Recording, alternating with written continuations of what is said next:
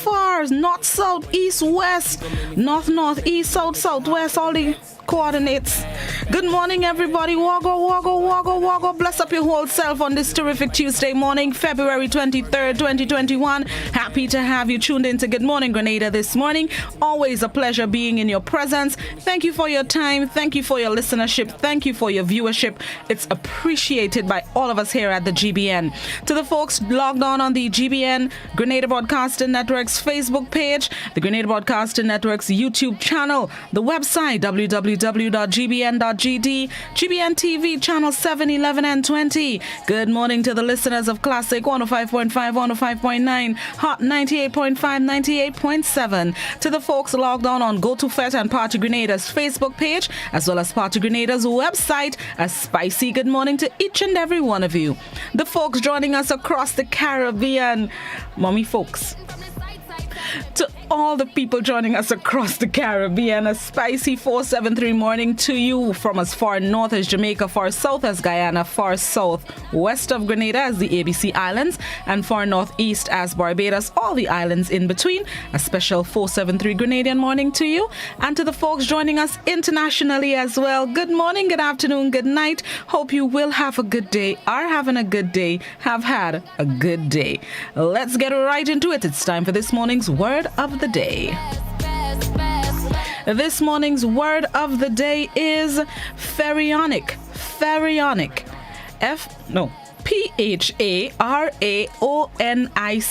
Pharaonic. It's an adjective which means impressively or overwhelmingly large or luxurious. Pharaonic. The adjective which pertains to or like a pharaoh, impressively or overwhelmingly large, is a derivative of the noun pharaoh. It comes via late Latin, and means inflectional, and it stems from pharaon.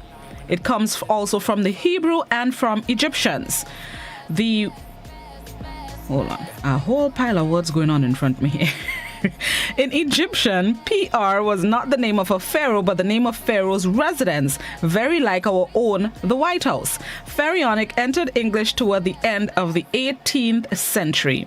This morning's word of the day is pharaonic, Pharaonic. It's an adjective which means impressively or overwhelmingly large or luxurious. An example of the use of the word: a teapot bunker retails for just shy of $40,000. A more pharaonic model, complete with swimming pool and hot tub, bowling alley, and home theater, goes for $8 million. This morning's word of the day, pharaonic, Pharaonic. It's an adjective which means impressively or overwhelmingly large, luxurious, etc. And as you go about your terrific Tuesday, the thought for this beautiful day, it's a sunshiny day. When I came into the studio this morning, there was bright sunshine outside. The thought of the day: dream your dreams with your eyes closed, but live your dreams with your eyes opened. Dream your dreams with your eyes closed, but live your dream with your eyes opened. Picture and maybe fantasize and wish for and hope for. Dream your dreams with your eyes closed, whether you're asleep or you're daydreaming or night dreaming. But when you're about to live it, you need to open your eyes, have full vision, seeing left, right, up, down, peripheral vision in effect. Live your dreams with your eyes open. That way you see everything that's happening. You don't miss a beat, you don't miss a step. So when you dream your dreams, dream them with your eyes closed, but live your dreams with your eyes opened. I like that. I like it. I'm feeling it. All right, let's see what's celebrated today. Today, like I mentioned yesterday during our interview with Dr. Kenneth Carter, a veterinarian, today it is World Spay Day. World Spay Day, SPAY. A few people yesterday via WhatsApp told me that's the first time they were hearing about it. Spaying and neutering are ways of stopping the reproduction in your pets or in animals. It may sound harsh, but the truth is failing to spay or neuter dogs and cats and other animals is responsible for millions of unwanted animals living on the streets without homes or food or being killed in shelters all over the world. So while it might make you twinge to think of a day celebrating animal sterilization, the truth is the pain of putting all these animals down is far harsher. Spaying is the procedure on female animals and neutering is on male animals. If you have a puppy or a kitten, I should say a cat, whose reproduction you want to stop, today especially is the day to do that. Find a veterinarian near you or the veterinarian you usually go to. Ensure it is a certified veterinarian that can get the procedure done. There are people whose animals, whose dogs have been making litters and litters, and you want to stop that because you're having problems finding homes for the puppies. This especially is a day to ensure that you sterilize that pet or that animal and save further distress of our animals. It's World Spay Day. Get your pets, your animals spayed and neutered, especially today. All right, let's quickly share some information. Today's Tuesday. So yesterday, government started its mass vaccination of frontline workers. And that process started at the Radisson Beach Resort yesterday and goes on till Friday. Tomorrow, God willing, the process heads to the sister isle of Carriacou. And that procedure, the vaccination of residents or frontline workers in Carriacou, takes place from 11:30 to 3 p.m. However, the piece of information I really want to note is for the people who are thinking of getting the vaccine. Tomorrow, God willing, you're asked to register with the hospital. The center is at the Princess Royal Hospital. You're asked to pre-register at the hospital from 10 a.m. to ensure your name is on the list. It's a first-come, first-served basis for the frontline workers. Walk with your ID, necessary information if you want to be a part of the mass vaccination tomorrow, God willing, on the sister isle of Carriacou. Pre-register at the Princess Royal Hospital from 10 a.m. The process continues on the mainland throughout this week. At Radisson, I'm not sure the process of registering, but you maybe can just show up at Radisson. It's a first come, first served basis if you are interested in getting the vaccination, the AstraZeneca jab, as they roll it out now. And finally, before we go to the news, cricket. There's no cricket match today. Today is a rest day. The Super 50 regional tournament that we've been carrying on classic. Today is rest day, but the semi-finals bowl off tomorrow, God willing, and Thursday, 1:30 p.m. on both days. Those are the semi-final matches for the Super 50 tournament.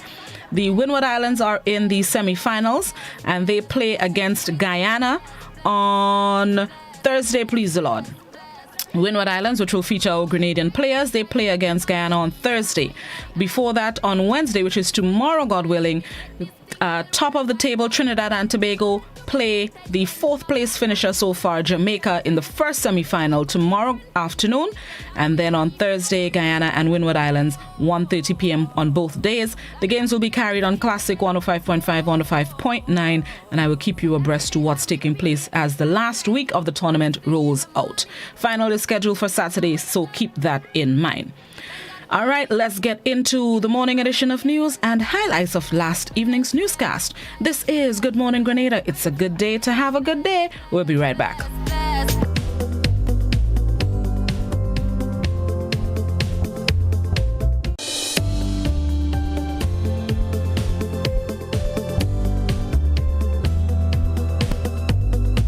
The man charged for the fire that destroyed a dwelling house in Hermitage St. Patrick last Friday made his first court appearance on Monday at the Grenville Magistrates Court. 36-year-old Cameron Joseph is facing a charge of arson. Amateur video provided to GBN recorded the screams of a woman forced to watch her home with all her material possessions go up in flames.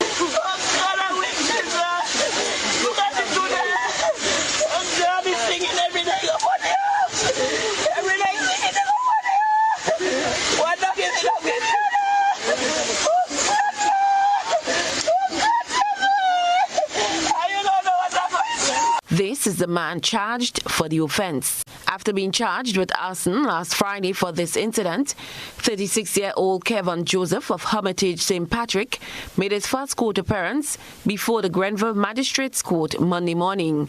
Represented by attorney Andrew Thomas, he was placed on bail in the amount of $15,000 and will make his next court appearance on March 12th at the St. Patrick's Magistrates Court.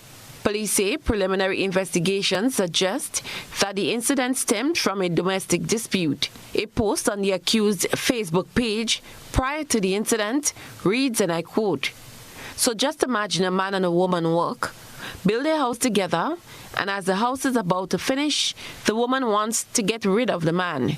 But the worst part of it is the law, who doesn't know nothing, still wants to give the woman everything. No consideration for the man. This got to stop," unquote. Cherry and Blackburn Stephen, GBN News. One man and his family are left with only the clothes on their backs after losing his home to fire last week. Now having to start all over, the 52-year-old man is asking for the public's assistance. Rena Pear tells us more. 52-year-old Andy Thomas of Guav St. John lost all his possession last Tuesday in a fire, which consumed his entire home. Just hours at his job, Thomas said he received a phone call from a neighbor stating that his house is on fire. In an exclusive interview with GBN on the weekend, Thomas said he was in shock to see that his home was destroyed, left with nothing but the clothes on his back. I reached out into the fire truck and smoke and nothing that I could do, everything was just down in flames already. And the only thing I left was water on me.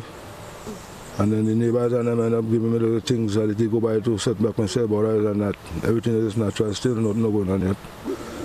Well, it's a rough situation because things I have, they didn't come in as I should. But otherwise, I'm still trying to make it at the best. So I'm trying to post it, but it should be a little better, but Alpha knows there's nothing I could do for that. Presently, Thomas and his family resides at his brother's house, which has only one room and can barely house everyone. He said that persons from the parliamentary office in the area promised to assist with the materials to rebuild, but he is still waiting to receive them. Jesse Thomas, brother to Andy Thomas, says that he is forced to change his clothes outside the small house to accommodate his brother and his family. So I have to accommodate him now. I have to accommodate him due to the fact that what transpired. And right now, he come like I have to change my clothes outside because they're so small. There's no room there to change nothing. So I have to accommodate him and his girlfriend. So due to that now, I have to change my clothes outside and do everything outside to accommodate him because I'm very sympathetic. He's my brother, you know. And it's a sad thing, you know, very sad. They are both calling on the public to help his family in any way they can. For GBN News, I am Rena Pear reporting. While the number of vehicular accidents over the weekend would have dropped compared to the weekend prior, head of the traffic division of the Royal Grenada Police Force, Superintendent Randy Connaught, says they are still highly concerned about accidents, especially involving motorbikes. According to Officer Connaught, there were 19 minor accidents recorded from February 19th to the 21st, 2 of which involved motorbikes. Accidents involving bikes still continue to remain a major focus, critical area of focus for us, because for that period we had 2 accidents involving motorcycles. One accident resulted in serious injury, I should say, caused to a 7-year-old child who had his leg being broken as a result of that accident. That matter is currently under investigation. And a second accident involving a motorcycle in the Grenada area resulted in some minor injury to the cyclist himself. The officer is calling for both motorists and pedestrians to remain focused when on the nation's roads. Superintendent Connaught also gave an update on Micah Williams, who was involved in a major accident last week Sunday night on the Maurice Bishop Highway. We visited the hospital again, and we continue to visit to monitor his progress. And he is still in critical but stable condition. Our officers revisited the scene on Sunday, to follow up with the investigations. Of course, we have all the parties involved, except with the owner/driver himself, but his relative was present to witness the recording of the measurements from the scene of the accident. So we continue to investigate, we continue to hope and pray for his speedy recovery, and we will continue to update the media as we move forward. Several trade unionists are of the belief that the integrity of collective agreements and, by extension, the labor movement is under siege. They say this has become more evident with the most recent fight for the 4% increasing salaries. Jared Joseph has this story. GUT President Marvin Anders says there are instances in which government has not met its obligations on nearly every collective agreement signed in the last 2 decades. Anders says in each collective agreement, there remain several articles yet to be implemented. So, in essence, the government has developed the habit of urinating on every agreement that it would have signed with us in the past few years. And this is totally unacceptable. He says government must respect the bargaining process, and any arrangement for a deferral should be made in the same process that created the agreement. Trade unionist Brian Grimes also supports that government should honor its obligations during his recent call for government to state the date. Of course, it's a slap in the face. The situation with Grenlec, some want to separate it from this labor issue, but they are inseparable. Let me explain what I mean by that. For example, the government had the opportunity to repay workers their dock salaries, give them back their monies, to heal and ensure that that bilateral relationship is maintained for the benefit of the workers and for the country on a whole. That would be about $2.5 million, approximately. The workers sat back and witnessed that the government found close to $200 million to give a private company, and the people whose dignity was stripped in the heart of Christmas, $2.5 million cannot be paid back. It came with conditions that took away basically the rights of the labor movement. So they are looking at all of this. Former president of the GUT, Kenny James, is adamant that government is capable of paying the increase. This is not a negotiation anymore. This is a signed. The negotiation ended, you know. And so government was supposed to be budgeting long in advance for this. And I would go even further to say to you, if you look at the estimates, you would recognize that it has been increased for 2021 by 4-point-something%. But where's that 4-point-something% going?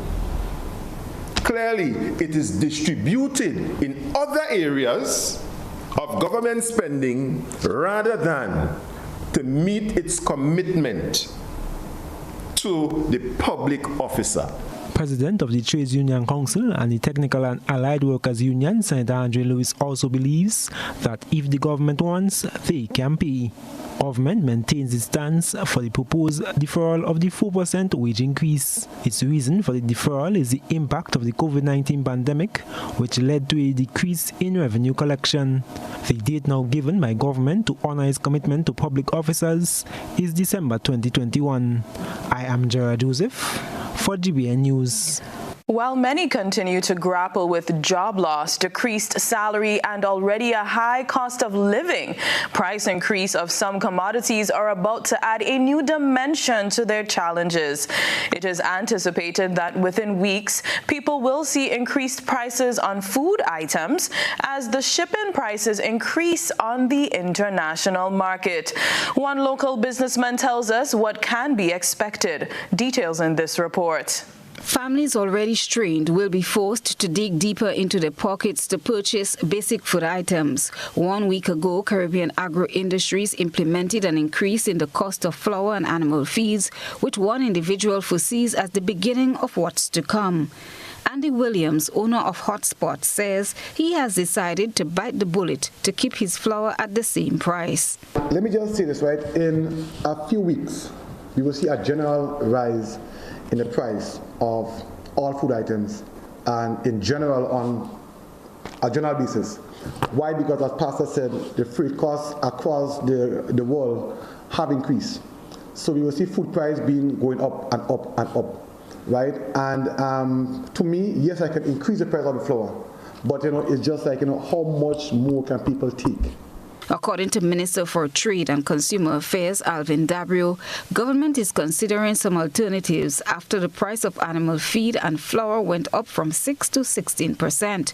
Since the increase, government met with the farmers' associations affected to lend their support while giving Caribbean Agro another opportunity to reduce the prices. Sanford Simon, pastor of the St. George's Baptist Church, says it's up to government to decide on how they will handle these continuous increases. It's going to be hard on families. The question going to be is how government going to handle this, because this had to be an overall approach, not just an individual approach. The businesses, because freight is going up. In construction, I am seeing it. If you go to the construction prices are up. So everything going to go up. I think it's generally going to be how government going to address this, because it's going to impact every home, every family. Economist Dr. Patrick Antoine recently explained that an increase in corn and soya by 40 to 60% is affecting all Caribbean countries, and as such, he predicts that the situation will get worse. The Caribbean, for instance, in Trinidad and Tobago, many of the entities are not giving you prices going forward. You can't forward buy anymore. You can't buy, 1,000 bags of feed to be delivered 3 months from now, because they're concerned about where the prices will go. And what's happened is that many firms, enable mills, have been able to not pass on the increase yet because they're using from the old stock. But many of them, as the new stock comes into manufacture, are forced to use it. Chrislina John, GBN News. Permanent Secretary in the Ministry of Health and Medical Dr. Francis Martin is advising people with respiratory conditions to use preventer medication before the expected arrival of a plume of Saharan dust in the coming days. We get more in this report. The Meteorological Office at the Maurice Bishop International Airport issued a warning on Sunday that a plume of Saharan dust is expected to travel across the southern Eastern Caribbean. Though the advisory forecasted minimal impact, it highlighted that conditions can change over time and that 24-hour exposure can lead to moderate health concerns. Permanent Secretary in the Ministry of Health and Medical Dr. Francis Martin is encouraging the 3 vulnerable groups of people: children, the elderly, and those living with respiratory and heart disease to have their medications on hand. The parts that are of human consideration are the particles that are smaller than 25 micrograms. This means that these particles are respirable, meaning that it is possible for us to inhale it into our lungs, and that's where the problem really is. It can cause anything from allergic reactions in the lungs to exacerbation of asthma to sinus problems, nasal problems, and in some people who are very sensitive, it can actually cause skin problems or skin disease.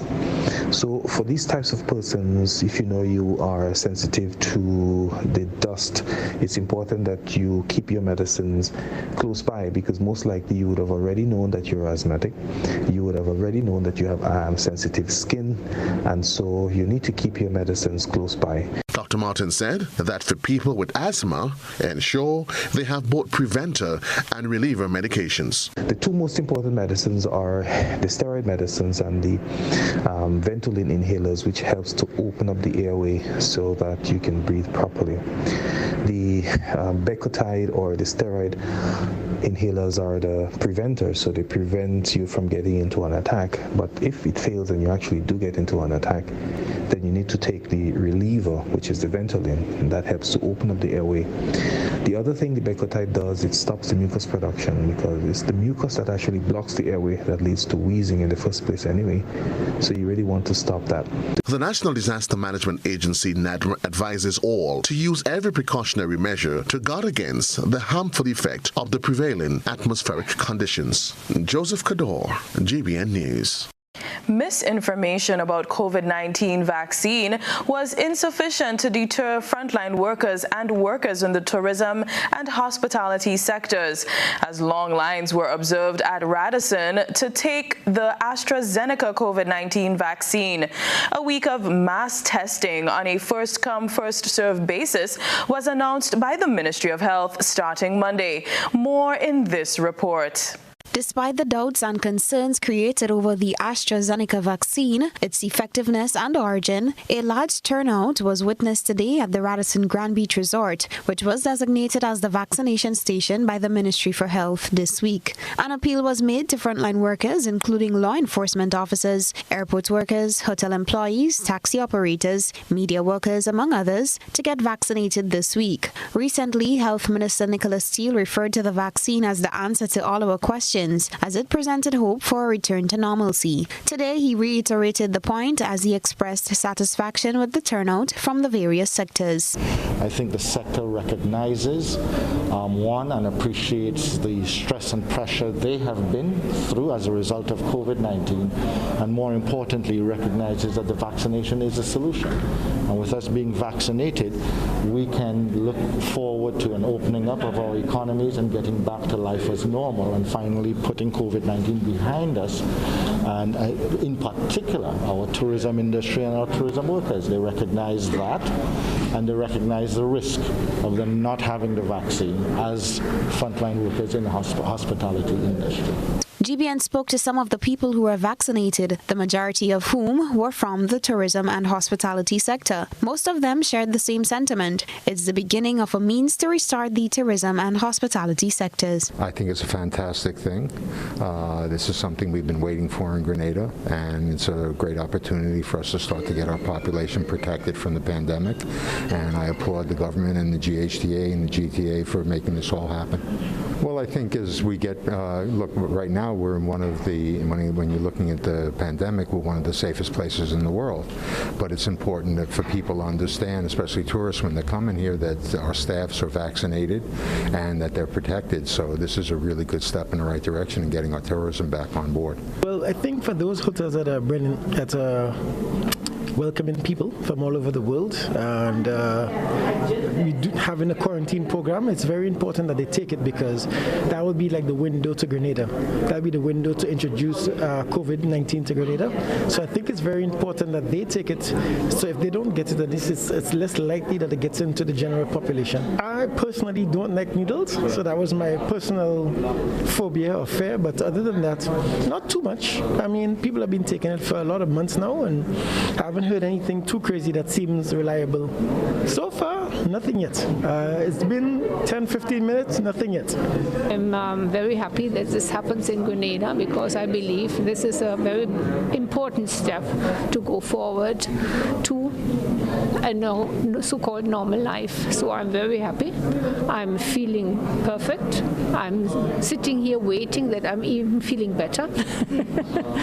And no, I find it's a very good initiative. It was very pleasant, everything here, and it was a very good experience. Prime Minister Dr. Keith Mitchell and officials from the Health Ministry, including Health Minister Nicholas Steele, were the first to receive the vaccine in Grenada on February 12th. They are expected to receive their second dose of the vaccine on March 26th. So far, Grenada received 6,000 doses of the AstraZeneca vaccine. For GBN News, Beverly Telesford. Several areas throughout the country have been identified as abandoning sites for animals, as owners part way with them for various reasons. The Grenada Society for the Prevention of Cruelty to Animals has reported a surge in strays, more dogs than cats. Chrislina John spoke to the president of the Grenada Society for the Prevention of Cruelty to Animals about this concern. Areas such as Granitang have been identified as hotspots to abandon unwanted animals. In an exclusive interview with GBN, President of the Grenada Society for the Prevention of Cruelty to Animals, the GSPCA, Luana Levy, says the problem arises as a result of some animals not being spaded or neutered, resulting in litter after litter increasing the population, as well as animal owners dumping them in specific areas. I would definitely say that last March right when we went on to the lockdown. April into May into June, I would say from April to about August, we definitely saw an increase. There are certain areas on island that tend to be the dumping sites, and Granatang is one. Fort Judy, Wester Hall area is another, and we specifically saw an increase. It says with the job cuts due to the COVID-19 pandemic, some homeowners have become frustrated and can no longer care for the animals and so dump them off in certain places. Levy says they provide support to people for the animals. However, the spacing cannot accommodate too many at one time. Know that they were quote-unquote dumped versus just stray animals. Number one, the residents noticed that they were new animals on the block that they had never seen before. We posted pictures to say, is this your lost dog? This is where it is. We got no response. And then we can tell that they were obviously animals that were well taken care of at some point and now were deteriorating because now living the life on the street. The organization works to ensure that animals are taken care of and have a home where they can be loved. They have sheltered and taken many stray animals off the streets. There is a law against animal cruelty, she says. It was noted that one individual was brought to court and fined for the act. Small base here, and we do the best we can. But do your part in terms of, I always say, be kind to animals, be responsible owners, and a saying from our previous president, love your animals. Christina John, GBN News. Interesting. And now we turn our attention to what has been creating a buzz on social media. Trelana Charles has been looking around the platforms. This is Social Buzz, where we shine a light on the thoughts and concerns of our online audience. A video showing a female dragging a dog on a leash in an inhumane manner was seen circulating on social media last week.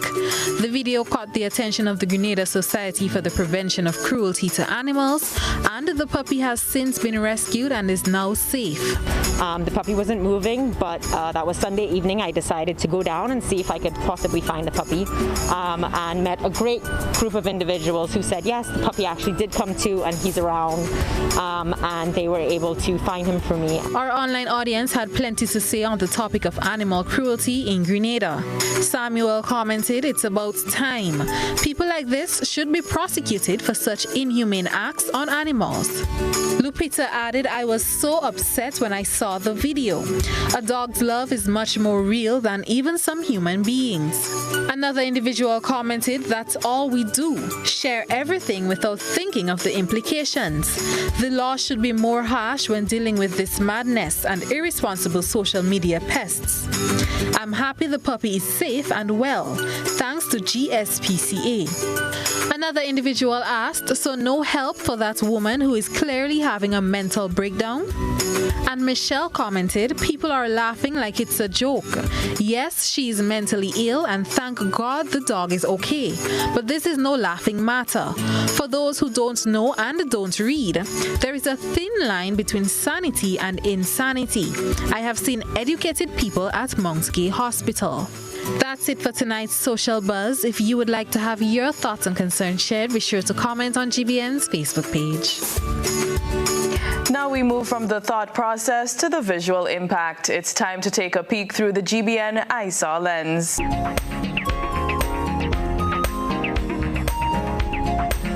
Tonight, our ISAW submission comes from a concerned reporter who pointed out a photograph taken in Bay Road Conference St. Andrew. Our reporter said the owner of the land sprayed the entire roadside because he doesn't want residents to tie or graze animals there.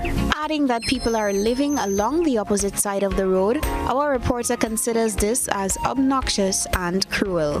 Send us your photo and video submissions via WhatsApp on 4053052 or our other social media platforms. I'm reaching my dreams with GOT. They're the ones for me. I'm reaching my dreams with GOT. They're the ones for me.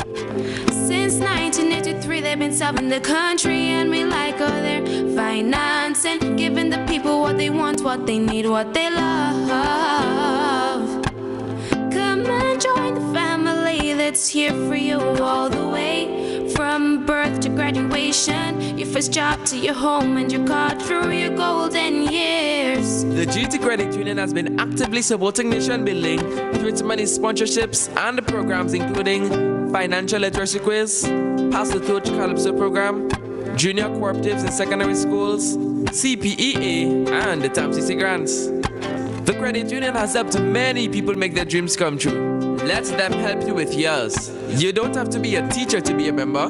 So what are you waiting for? GUT Credit Union, it's where you belong. As a sales agent, I do my best and I'm pretty good at my job. As a son, I show mad love for my mom. I'm the cool uncle. There's a babysitter whenever my sister needs me. I'm in love and I make my boyfriend very happy. But because of the law, none of that matters if I'm gay. Speak out against the discrimination of Grenadians based on sexual orientation. Support the repeal of Section 431. A message from ECAID. For more information, visit www.ecequality.org. Will you see all of me? Total is one of the world's largest oil companies with a top quality line of lubricants. Total Lubricants has a full product line from passenger cars, motorcycle, heavy industrial equipment, mining, trucking, agriculture, and manufacturing machines and vehicles. Total Lubricants, winning championships in motorsports, including Formula One and World Rally Championships. Total Lubricants are available at all Rubis service stations, leading automotive shops, and distributed by Huggins.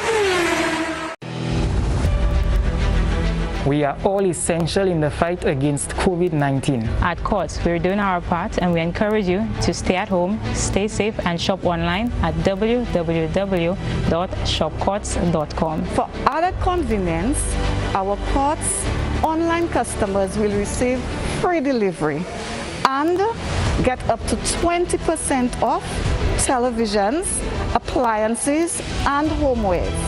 Plus, if you shop with Ready Finance, you will pay nothing down for 60 days. Now, you can stay home, shop online, and save. Remember, do the essential. Wear a mask, wash your hands, practice social distancing, stop the spread.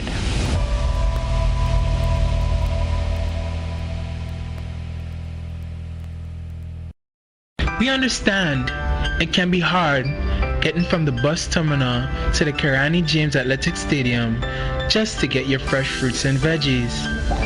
But guess what? Your troubles are over. Enjoy a free bus shuttle from the bus terminal to the temporary market at the Kirani James Stadium every Friday and Saturday until the end of March. Let us buy local, eat local, and support our local market vendors.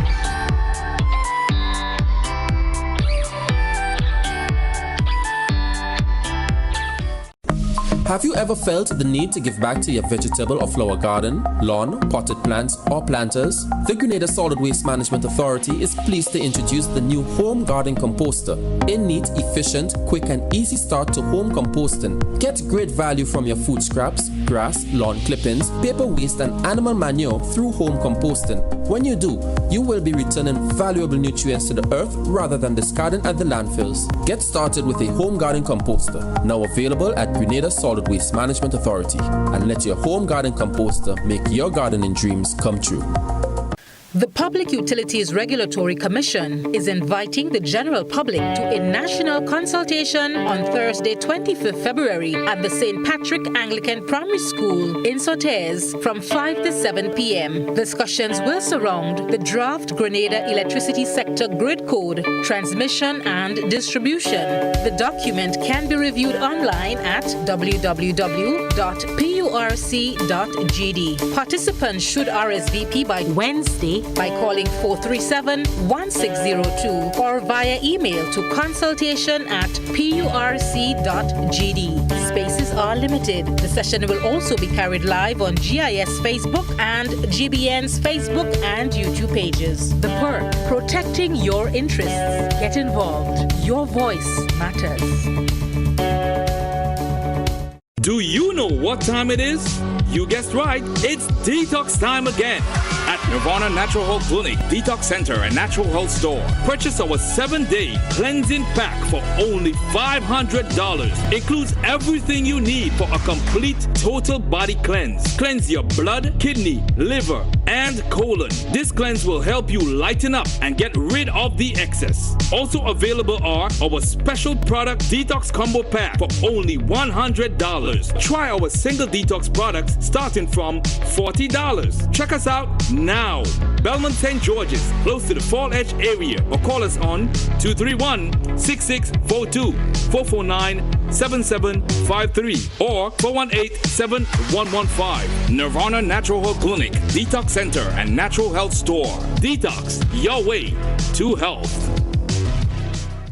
Imagine your day without having to wait in line, without having to write at every store, without touching the pen everyone else used, having your info exposed to everyone. Sounds great, huh? Well, it's possible. Here is Teta. With Teta, you download once, register once, and just scan to check in everywhere. No hassle, no forms, no hold up. Simple and easy. Teta lets you explore, discover new places, new products, and new experiences. What are you waiting for? Get Teta for free from your app store today and enjoy contactless convenience.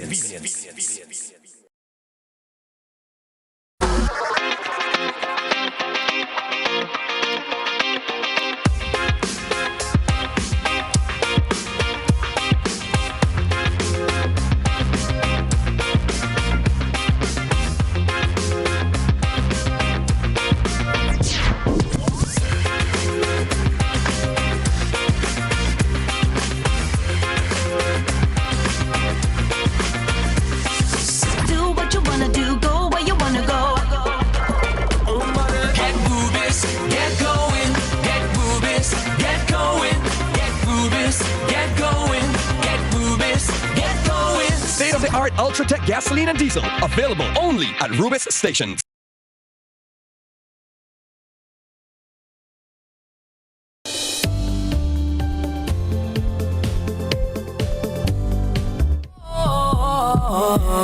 Every day I repeat it. First thing in the morning, when I wake up, thank God for life. Look in the mirror and say, I'm the best. That's right. Self-affirmation in first thing in the morning time does a body good. Welcome back to Good Morning Grenada. It is 20 and a half minutes after the hour of 7 o'clock. Those of you who stuck with us, thank you for your patience. And those of you just joining us, happy to have you. We're going to get into a discussion this morning. I have joining me as my virtual guest this morning is the Communication Supervisor at the National Water and Sewage Authority, NWASA, Mrs. Jamila Lewis Samuel. Good morning, Jamila. Thank you for joining us. Hi, good morning, Blossom, and good morning to your viewers and your listeners on Good Morning Grenada. Thank you. Happy to have you. I wanted to bring you on because I know a lot is happening with NWASA, and it's time that we get some more details to help your customers and help us understand what's taking place with the company. So welcome once again, and let's get into it. This time of the year, we're in February, so this time of the year, it is officially our dry season, one of the struggling parts of the year for NWASA in relation to its supply. So far, tell me how the dry season has been treating NWASA over the past few weeks. All right, so as you've mentioned, we are officially into the dry season. Unfortunately, we had to actually start our valve regulation schedule for at least 3 water systems earlier, than usual. Last year, during when we had, the COVID, we actually had our first valve regulation schedule implemented for the Les Avocats water system on the 1st of April. This year, Les Avocats became valve regulated on the 2nd of February. So we've been monitoring all water systems. As you say, daily we get update from our plant operators, and they are able to provide us, okay, we have this amount of rainfall, how the treatment plants are functional, and we continue to see a further decline in production from the Les Avocat water system. And as a result of this, we had to institute valve regulation schedule for that system. While it was not, as large scale as we would have done in the past, but, we had some challenges for some consumers in Manjulu, Richmond Hill, Marion, Cocoa Road, Lida, etc. And as a result, we had no choice. So that system in particular was valve regulated on the 2nd of February. Then right after Les Avocats, which is one of our most, I wouldn't say troubled system, but it's one of our most challenged water system. We had to institute valve regulation for the Mardi Gras water system as well. And then after only yesterday, we had to do some regulations for post-royal tilleries and those communities in St. Andrew. So overall, while we are grateful for the rains that, we have been receiving, according to the forecast from the Caribbean Institute of Meteorology and Hydrology, we are expecting for the months of February, March, and April, at least a 45% chance that rainfall will be above normal. So we're hoping that, this holds fast and that we are able to progress into the remainder of the dry season, being mindful that April is like the peak of the dry season. And they are also anticipating or projecting, should I say, a 35% chance that it will be normal and only a 20% chance that it would be below normal. So if this works well for us, it would at least lessen the challenges that our water systems will be faced with. The reality is that while Les Avocats and Mardi Gras and Post-Royal is currently under valve regulated, we also anticipate other systems like the PTA tank. We are blessed that Annandale, we are not officially, having to do any extra pumping, etc. from Granite Tank as a backup source. So we are grateful for that at the moment.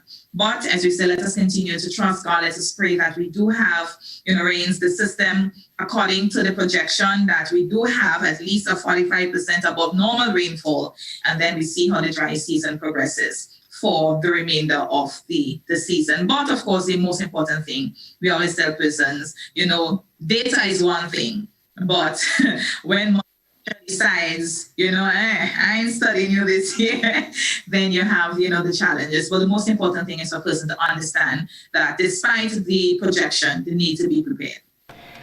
With having to valve regulate Les Avocats earlier than normal, is this something that NAWASA anticipated, or is this something that just came up on you? No. It's one of the beauty of our operation is that we daily, every day, Blossom, our plant operators provide us with an update.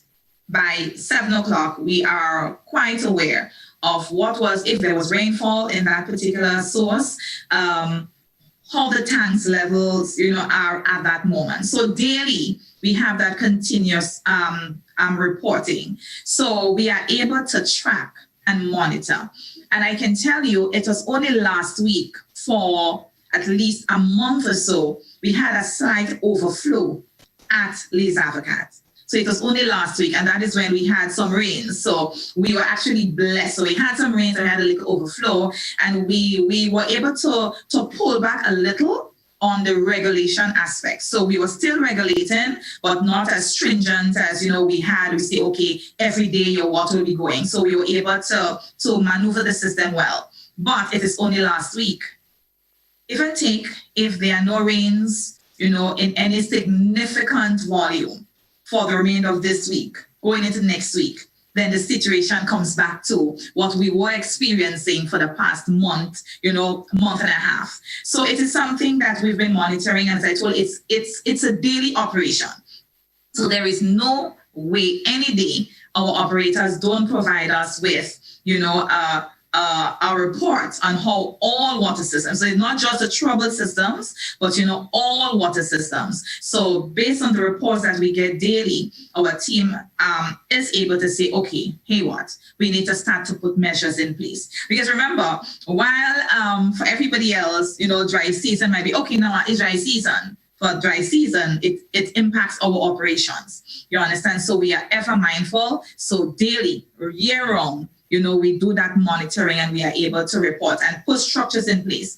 So that is why when we started the valve regulation for Lace Advocates in February, it was not by chance, because we've been seeing the drop, since December, since January. And when you hear what, if we don't put that structure in place now, then consumers that are served by that particular system will be further challenged going into the peak of the dry season. So we had to put structures in place. In the event that we have a below normal, not just for the next month, but let's say for the rest of the dry season, how backed up is the backup plan for water supply in Grenada? Well, what is our backup plan? Our backup plan for us, basically at the moment, is ensuring that our consumers are part of our backup plan. Because how does our consumer become part of our backup plan? Is by ensuring that every message that NOASA puts out about the need for you to, one, manage your supply, two, you need to conserve, you need to have storage. So the reality is that if NOASA is challenged, let's say for the past 2-3 weeks, we have no water available in adequate amounts so that we can have adequate distribution. Then, of course, we'll have our water tankers that are able to go around and do distribution. But what makes a difference for us is the need for our consumers to understand and to continue to practice the aspect relating to water storage. And, I was telling someone yesterday, I said, I think I've become like a broken record, because throughout the entire year, I tell you to store water for 3 days at minimum, 35 gallons of water per person per day. And it's like when a dry season comes around, or even when we have an unscheduled interruption, you come and say, oh, my water went for half an hour. And I said, where is yours? I don't have. And I said to him, I said, well, okay, if you don't have when we just have an unscheduled interruption, what happens if we do have an intense dry season? What happens? And in that case, then we are able to say, so our backup plan for us is to ensure that, one, we continue to monitor those systems, ensure that we are able to put synergy in our system. So, for example, if for a chance we have to regulate Maribor, we are guaranteed that Mountain can, be interconnected, and we are able to have an equitable distribution, especially for the town of Grenville. You understand? Because this is like a business hub, that is the main hub of activities. So we are able to do that. But while we are able to monitor systems, while even for Annandale, we are able to use Granny Tang as a backup. You understand? How do we work? We work in synergy with our consumers who would be able to provide us support when it comes to having storage, being able to manage their supply. So once that, we have an interruption for a particular period, then our water tankers would get on the ground. The reality is this. Our water tankers will not be able to service all consumers at all time, the times that they want. So that is why we always promote and encourage persons to have water storage, make it a priority. What more can you tell us about valve regulations, expectations, plans, so customers can be prepared for the next few weeks? All right. So as mentioned, the Les Avocats water system became valve regulated on the 2nd of February. And as a result of that, we had consumers in Montjulu, Richmond Hill, Bailey's Hill, Creighton, Whitegun, Marion, Cocoa Road, Light Up, Coconut Wharf. And those areas are currently without the usual expectation, should I say, because every consumer's expectation is a 24-hour supply. I don't want to open up my tap and for whatever reason there is no water. But unfortunately, with a valve regulation, where we would have to practically shut off this area so that Blossom's area get water. And when Blossom's area has water, it is because Odette's area doesn't have. You understand? So that is what regulation does is basically tries to give equity in the distribution of the limited supplies that you have. So, for example, at the moment, we have Mongeloo, Richmond Hill, Baylis Hill, Creighton, White's Gun. They're only receiving a supply Sunday, Wednesday, and Friday. So it's basically 3 days from a 7-day week. And the period that we have at the moment is 5 a.m. to 5 p.m. So basically that means that when their water supply cuts off at 5 p.m., it is because we are giving another set of communities that did not have a supply when they have an opportunity to have a supply. So that is what valve regulation in essence does. It gives equity to the limited supplies that we have. And Marion, like Lida, Coconut, Wharf, and Cocoa Road, they are receiving water Monday, Tuesday, Thursday, and Saturday during the same period. So you understand what it is like. So some communities, based on how the system operates, you are able to have, an additional day, based on needs. But for that particular community, those communities, that's a schedule we have at the moment. And then we also have, we usually hear about the St. Paul's and the Cobbatown, Mount Airy. Blossom, where do you live? Grandance. Oh, you live Grandance, right. Yes. I actually thought it was St. Paul's area. That was a long time ago. Mount Airy, Mondelez, St. Paul's, Montparnasse, the Bocas, Parade, Creighton, Laborie, and those communities. And those communities, listen, every day, they don't have a supply between 6 a.m. They do have a supply between 6 a.m. to 9 p.m. So at 9:01, the system is shut off. It reopens at 5. But of course, water is gravity flow. We need a system to be fully recharged. So we say by 6 o'clock, persons would have at least a supply coming in. Of course, persons need to be reminded that if you are on an elevated area, it would not be as easy as somebody, who lives in a low-lying community. So we want persons to be mindful of that as well. So that's for the Lakes Advocate water system. Mardi Gras, so top Mardi Gras, their water supply is interrupted on Monday between the hours of 6 p.m. to 6 a.m. on Tuesdays and 6 p.m. on Friday to 6 a.m. on Saturday. And that also affects communities from Raleigh Junction through to Tempe. And so that's the only two systems we have valve regulated at the moment in the parish of St. George. And then unfortunately, when it rains, it pours, we actually had to do a regulation for Post Royal in St. Andrew. And that's under the Pleasance water system. And they are having water from 8 o'clock today, Tuesday, to 8 p.m. on Friday. And then again from 8 a.m. on Saturday to 8 p.m. on Monday. So it's all part, as we always say, it's all part of NOASA's efforts of ensuring that even with the limited resources that we have available, that, persons are able to have some equity and persons are able to have some supply. But what makes a difference, and I would continue to repeat it over and over and over again, what makes a difference for NOASA is that persons understand the need to have water stored, and not just for 1 day, but we say for 3 days at minimum. So that means our anticipation is that you will have more than 3 days. I always tell people, try to at least have a week, because while you may not be challenged in your community because of a dry season, but you can be challenged if there is a network, damage that takes longer than our anticipated restoration timeline. And then, of course, after 3 days, you say, okay, well, no, as I don't have. Yes, we understand you don't have because of the challenge. But the pipes don't speak. They don't tell us when they're breaking. Unlike a valve regulation, we can say, okay, we got plan, we got switch off. But when you have other interruptions, like a network damage, or we have a system maintenance, and we have no choice than to shut off, we also encourage persons the need, and especially now within the dry season, for storage to last at minimum 3 days, representing 35 gallons of water per person per day. So if you have 5 persons in your house, Blossom, remember it's 35 by 5 for 3 days. Adequate storage is what we continue to promote and encourage persons.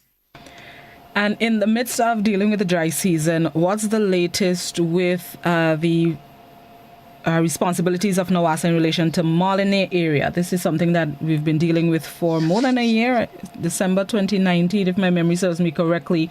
What's the latest with that project? Right, so I guess everyone knows the situation with the Molineux, and NOASA has been on the ground since, I wouldn't say the first crack, but since, we had to get actually on board.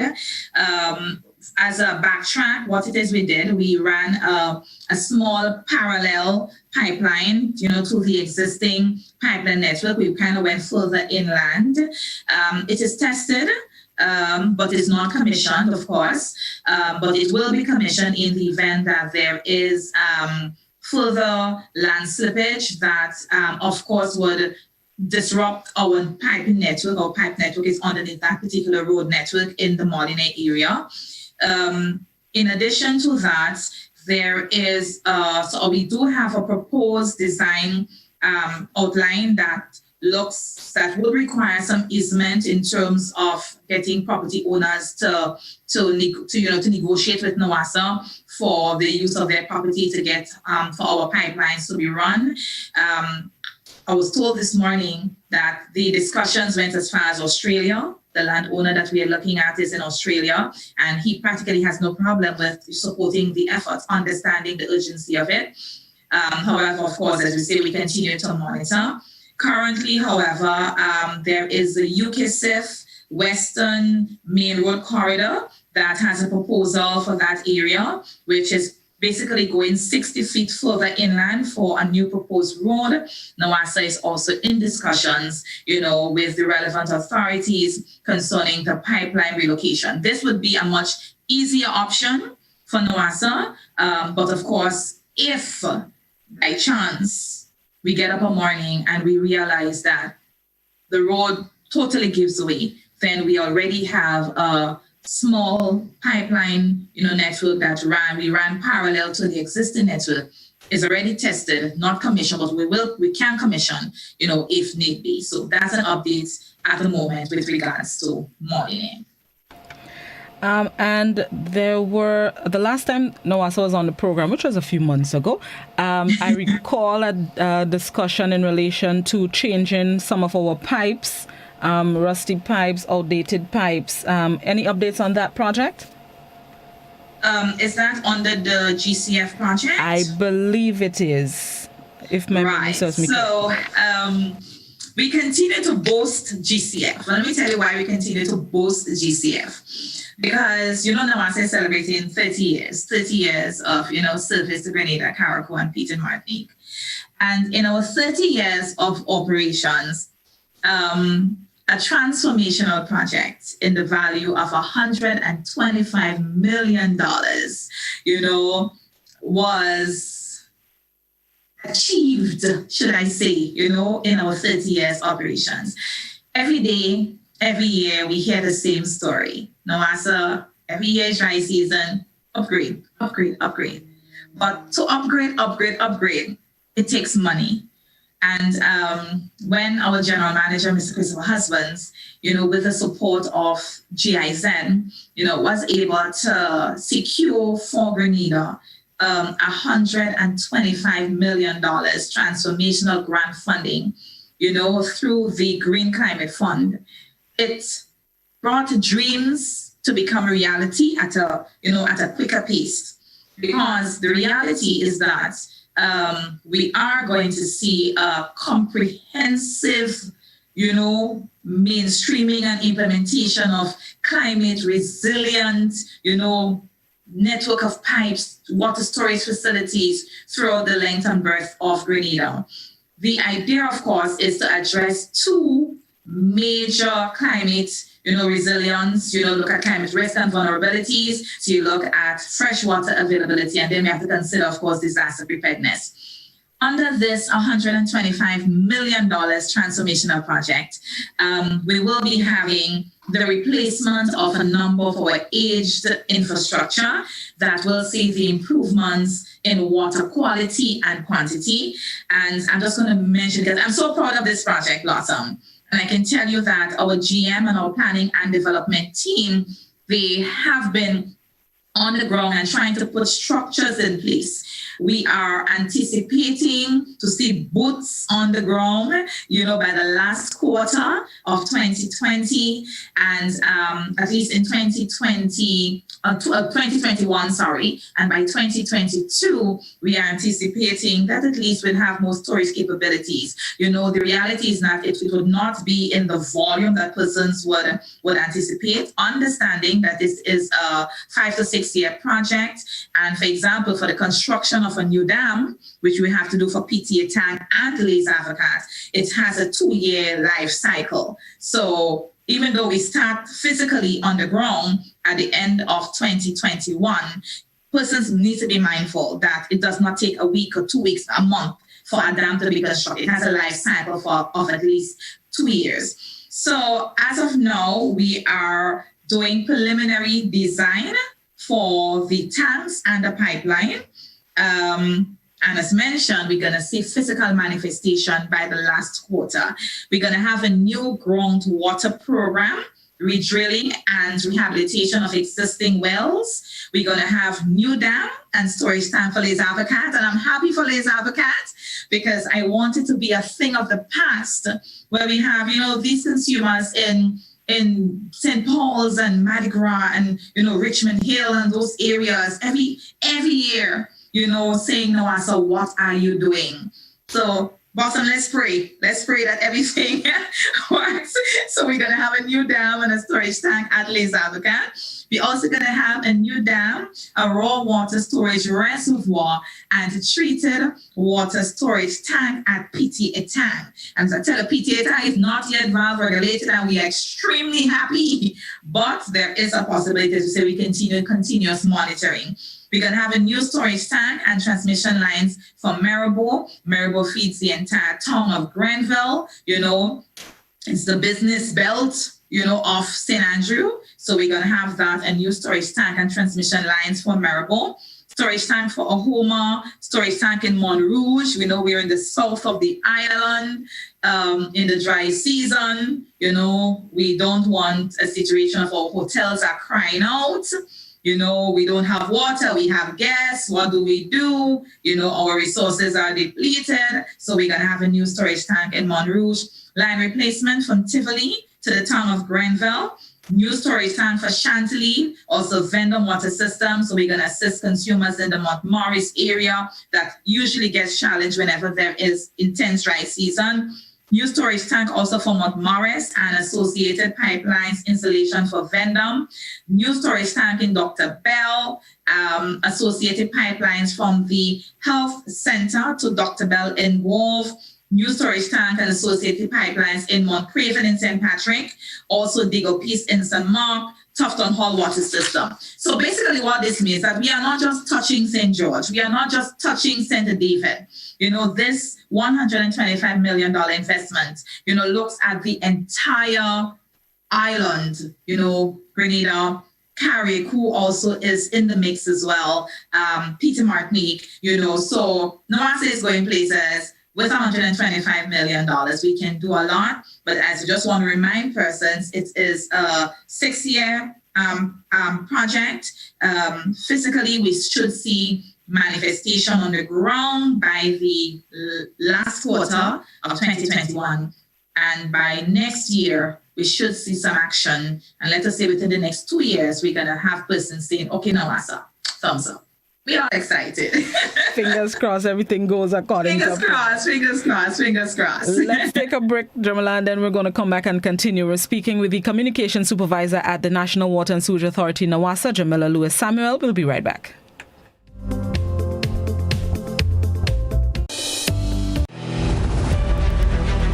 We are all essential in the fight against COVID-19. At Courts, we're doing our part, and we encourage you to stay at home, stay safe, and shop online at www.shopcourts.com. For added convenience, our Courts online customers will receive free delivery and get up to 20% off televisions, appliances, and homewares. Plus, if you shop with Ready Finance, you will pay nothing down for 60 days. Now you can stay home, shop online, and save. Remember, do the essential. Wear a mask, wash your hands, practice social distancing, stop the spread.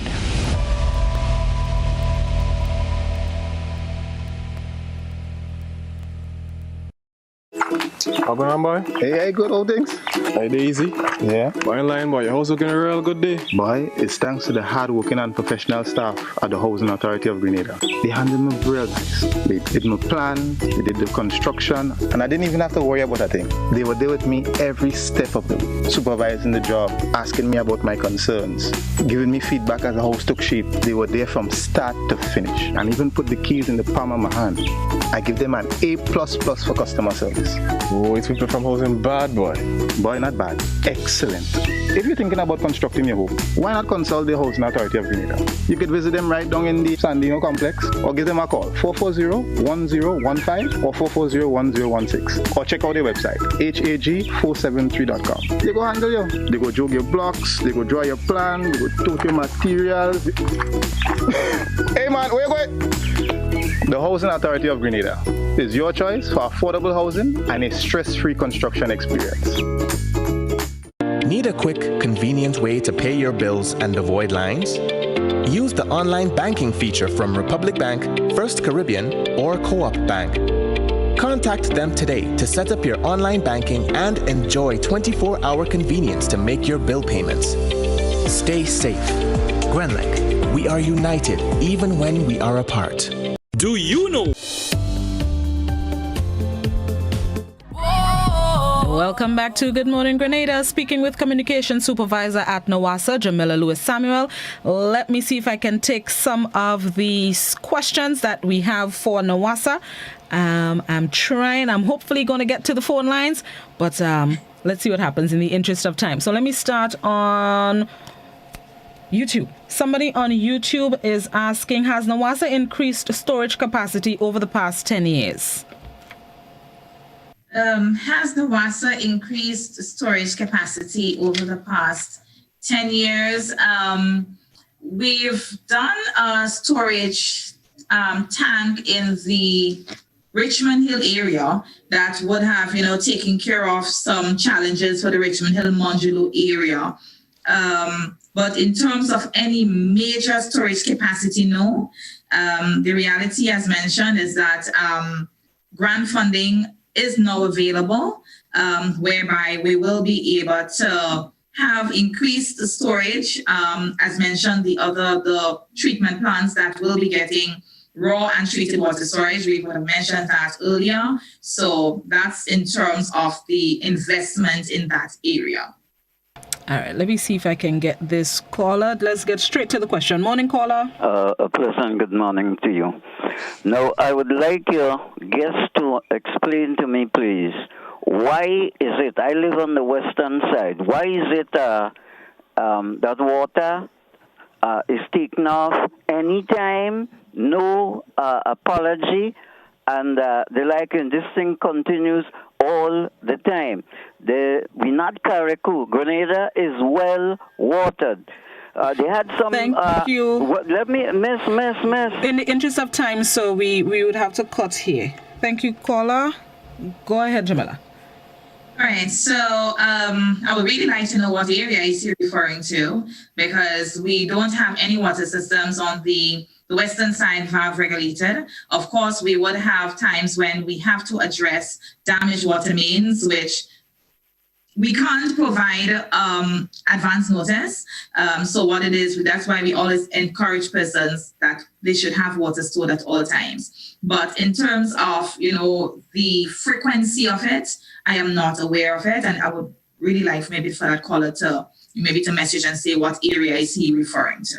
So caller, get in touch with NOWASA and explain which area so they can follow up. There are a few questions basically asking about the quality of the water in pipes, specifically when the water comes back.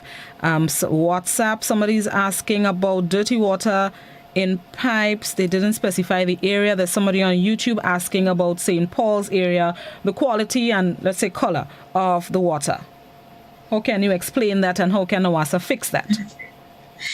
Right. So the reality is that Les Avocats is an age distribution system. One of the things that happens with valve regulation, Blossom, which that's why we really try not to do valve regulation, but we don't have a choice.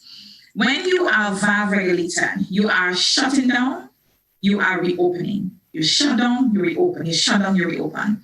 And what happens is that when this happens, what we see happening in some cases is that because we already have limited reserves available for the required flushing, that you would need to flush the system completely. So sometimes we are challenged with that aspect.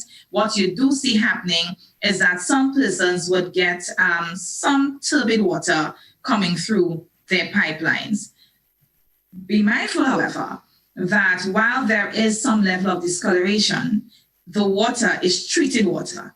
So be mindful of that as well. But as I said, once you start to shut off and open back, it affects the biofilm within the piping network, and then you will have that level of where you're going to have some aspects of, turbid water coming through the network. And that is basically what happens with valve regulation. That's why, as I say, we talk about valve regulation. While it's our way of ensuring we have equity, it usually is not one of the best options that we want to have available. That's why we want to be able to have water consistently. But of course, the challenges with the dry season, the challenges with the availability of a constant supply makes it a greater challenge for us. Good morning, caller. Yeah, good morning, my wonderful lady. Why do you have now to have more reserve tanks up in the forest where they had the water system connected in any case? What do water fire brigade use and building use to do construction and do oil fire if it's pure water? That will never be at all. Sorry, repeat the question. If the buildings are going in Grenada, use pure water. The water fire brigade go and oil fire is pure water. What fire brigade must use water from the river or from the sea to oil fire, not the water from drink to go and do oil fire and put building up with water that you drink. All right, thank you. He's speaking about the kind of water that, as a fire department used to extinguish flames, that they use the fire hydrants. Right. He's saying they shouldn't be using drinkable water. They should be using water like maybe from rivers or so. Well, what I can tell you is that's one of the options that NOASA explored last year. I was part of a team that actually went out with officers attached to the fire department, and we were looking at available rivers that we can utilize, a supply from. So we would have done some digging and, running some pipes, etc. So when it is, the officers are able to, if there's a river in a particular area and there is a fire, then, they would be able to use that particular system. So that is one of the things that I know that we have done. In 2020, we have not yet looked at it into detail for 2021, but it's a continued option for NOASA to use in the event of, firefighting, for firefighting purposes, should I say. A WhatsApp question. The response to reported broken pipes is not good. I reported a broken pipe in Belmont on February 11th, and it wasn't fixed until this Saturday. I watched hundreds of gallons of water go to waste, and it pained me. The response to broken pipes, reports of broken pipes. Right. Response to broken pipes. I would appreciate to want to know what medium they would have used to do the reporting. That's one. But NOASA tries very hard within the human resources functions of the organization to ensure that we address broken pipes as quickly as possible. Let me tell you something, Blossom. A team leaves in the morning at 8 o'clock. They have at least, let us say, 10 pipes in order to address. One pipe you may intend to spend half an hour, and you end up spending 2-3 hours on that particular leak. So while we do understand, sometimes the urgency of, our consumers with regards to, the right now, it is not possible. But NOASA is not in the business of having water wasted. Because people, we are in a business to sell water. And what it is that we are always doing is that ensuring that there is efficiency when it comes to the repairs of our broken means. What it is I can tell you is that we do have our task force that works in the evening. So prior to that, when 4 o'clock, 4:30, everybody goes home, pipes are running. But we do have a task force that works up until 9, 10 in the evening to address leaks. There are going to be some that would slip through the cracks with everything else. But I can tell you that when it comes to our response timeline, we try as best as possible. But do understand, there are days, Blossom, when you wake up with 2 weeks. There are days when you wake up with 100. So we want persons to be mindful of that as well. But it is not our practice, should we say, to just leave a pipe running without it being repaired. So I would like to know what area and what method of, communication, they will use to get the information out, and then we'll be able to look into it. And the final question that we would have time for, maybe a comment. Why didn't Nawasa use the money they built big building with to build more storage? So the money used for the HQ, why didn't Nawasa use it for additional storage? Right. So Nawasa has internal customers and Nawasa has external customers. Our external customers are all of us. Our internal customers, Blossom, they are our staff. And the reality is, for 30 years, we never had a corporate headquarters. For 30 years, we've endured challenges that, we don't speak about. But for 30 years, our employees continue to give all the best, understanding the need for customer experience.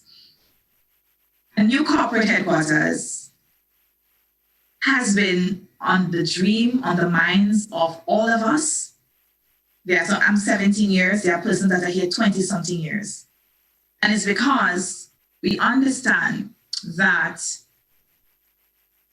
our service to our consumers are just not about a pipe that we fix on the road, but our service to our consumers is also ensuring that we have one adequate facility so that they can pay their bills in comfort, that they are able to experience a good customer experience. An investment in a new corporate headquarters means that one is being able to adequately meet the needs of our consumers. And secondly, our internal customers are being taken care of. So while it may look to someone we've expended millions on a new corporate headquarters, Nawasa has not turned a blind eye. That is why we ensured that we got 125 million for our networks, our water treatment plants, our systems, etc. So we are external, we are internal. So our external are being taken care of. Our internal customers, which is our staff, are also being taken care of. Jamila, thank you so very much for stopping by. We are out of time this morning, but one question that I was curious about, would the new HQ provide payment center, and would you still have one in the city? Of course. So our customer experience all around. So we will be having a payment outlet at our new corporate headquarters in Lucas Street, but we will be maintaining our payment center on the Carnage. So for persons who has, transport and, want to make it easier, they can drive up, they can utilize the facility at Lucas Street. But for those customers who are continued loyalty is to our Carnage headquarters, sub-office, you can continue to utilize. What we want to tell persons is that we are not yet open at our Lucas Street headquarters. Within the next month, we should be opening to the public. Continuing to do some external works. We want to ensure that when our customers, the first, second, third, fourth, fifth customer enters our headquarters, there are adequate parking. So we're taking care of the external works for the building. So persons are not able to make payments, etc. at our Lucas Street headquarters, but our sub-office on the Carnage will remain. Okay, good to know. Thank you so much, Jamila. Have yourself a good Tuesday, and thanks for stopping by. Good morning, Grenada. Thank you, Blossom, and thank you to all your listeners and viewers as well. Have a good day.